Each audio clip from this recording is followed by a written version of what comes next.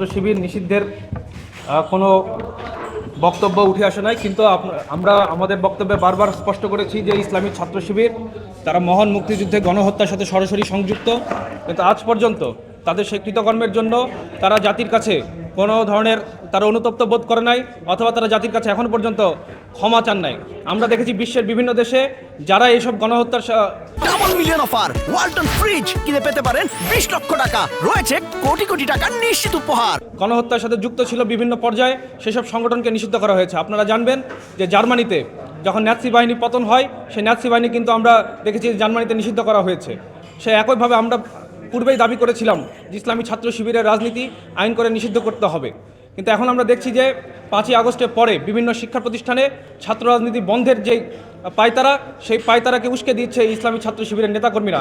এমনকি আমরা দেখেছি যে জাতীয়তাবাদী ছাত্রদল যখন তারা ক্যাম্পাসে পোস্টারিং করতে এসেছেন, তখনও শিবিরের নেতাকর্মীরা মবকে উস্কে দিয়ে তাদেরকে ক্যাম্পাসে স্বাভাবিক কার্যক্রম পরিচালনা করতে বাধা দিয়েছেন, এবং শুধু জাতীয়তাবাদী ছাত্রদলই নয়, অন্যান্য ছাত্র সংগঠনকেও তারা কিন্তু ক্যাম্পাসে কার্যক্রম করতে সেই বাধা বা প্রশ্নের সম্মুখীন তারা বারবার করেছেন।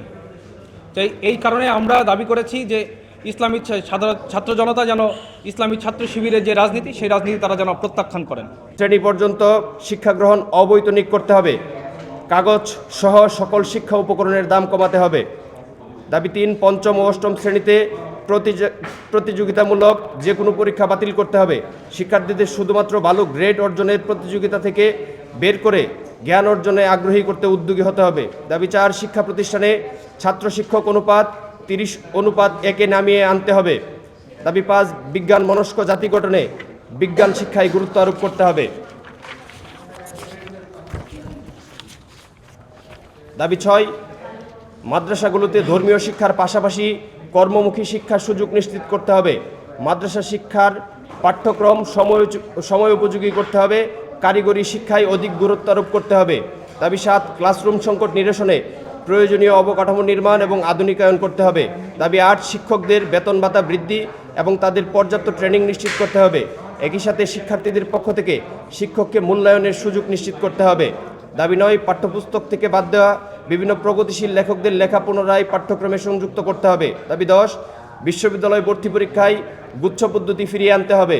দাবি 11, স্নাতকোত্তর নয় স্নাতক ডিগ্রিকে চাকরিতে প্রবেশের ক্ষেত্রে মানদণ্ড হিসেবে বিবেচিত করতে হবে। স্নাতকোত্তর ডিগ্রিকে অধিকতর গবেষণামুখী করে গড়ে তুলতে হবে। দাবি 12, দেশের উচ্চ খাতের গবেষণার সুযোগ নিশ্চিত করতে হবে এবং প্রয়োজনীয় ল্যাব এবং অন্যান্য অবকাঠামো নির্মাণ করতে হবে। দাবি 13, বিশ্ববিদ্যালয়ের শিক্ষক নিয়োগ প্রক্রিয়া সংশোধন করতে হবে। মানসম্মত পিএইচডি ডিগ্রিকে বিশ্ববিদ্যালয়ের শিক্ষক নিয়োগ প্রক্রিয়ার মানদণ্ড হিসেবে নির্ধারণ করতে হবে।